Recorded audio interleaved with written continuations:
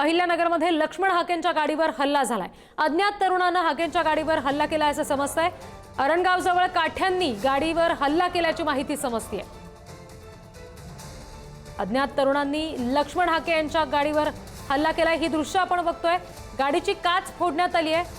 काठ्यांनी गाडीवर हल्ला केलेला आहे। लक्ष्मण हाके यांच्या गाडीवर अहिल्यानगरमध्ये हल्ला करण्यात आलेला आहे। हे दृश्य आपण बघतोय। अज्ञात तरुणांनी हाकेंच्या कारवर हल्ला केल्याचं समजतंय। गाडीची काच फुटलेली आहे आपण बघतोय। काठ्यांनी हल्ला करण्यात आला। अरणगाव जवळ हा सगळा हल्ल्याचा प्रकार घडला असं समजतंय।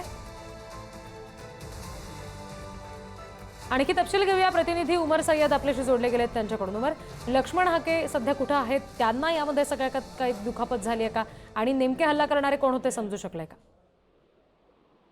नक्कीच लक्ष्मण हाके यांच्या ताफ्यावरती नगर दौंड महामार्गावरती हल्ला झाला आहे।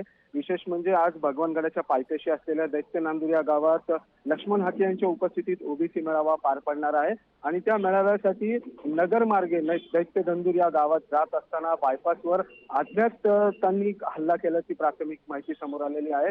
हल्लेखोर कोण होते अद्याप समजू शकलेले नाहीये। मात्र प्राथमिक माहितीनुसार हल्लेखोरांच्या हातात लाठ्या काठ्या होत्या। त्याचप्रमाणे त्यांच्या ताफ्यावरती दगडफेक देखील करण्यात आलेली आहे।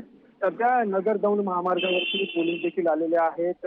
त्यांचा ताफा थांबवण्यात आलेला आहे आणि आता पुढील जे तपास आहे ते पोलीस करतायत। नेमके हल्लेखोर कोण होते, कोणाच्या सांगण्यावरून किंवा कोणाच्या वतीने हा हल्ला करण्यात आलेला आहे या संदर्भात आता पोलीस तपास करत आहेत। खरं तर आता दुपारी 1 वाजता दैत्य नांदूर या ठिकाणी लक्ष्मण हाके यांच्या उपस्थितीत सभा पार पडणार आहे। ते दैत्य नांदूर या ठिकाणी त्यांचा ताफा जात असताना हा हल्ला झालेला आहे आणि आता नेमकं लक्ष्मण हाके ही पुढची काय भूमिका घेणार हे पाहणं आता महत्त्वाचं ठरणार आहे।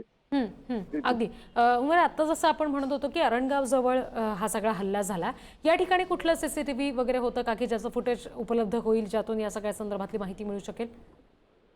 नक्कीच लक्ष्मण हाके यांचा ताफा आता दैत्य नांदूर याकडे जात असताना अरणगाव नगर दौंड महामार्गावरती अरणगाव परिसरामध्ये हा हल्ला झालेला आहे। अज्ञात लोकांनी हा हल्ला केलेला आहे।